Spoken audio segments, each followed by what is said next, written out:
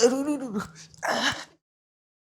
Uh, Aduh, aduh, basah lah.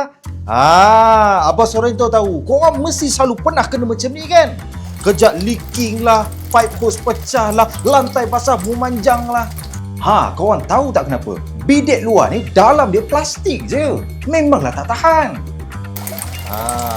Duit air yang meleleh ni kalau kumpul sikit-sikit, mana tahu boleh beli bidet yang power tu. Tapi kalau jangan main beli je, kena pandai pilih baru tak menyesal. Water bidet ni ada cara tahu nak pilih dia. Mesti kena tahu berat dia macam mana. Tengok kata Sorrento ni, berat, solid pun dah tahu.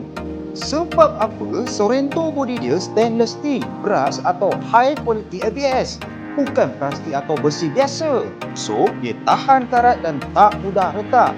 Lepas dah selesai urusan, korang jangan lupa tutup pipe tau. Jangan biarkan hos tangguh pressure tinggi. Kalau tidak nanti, hos pecah, panas pun basah. Benda ni kita guna hari-hari tau.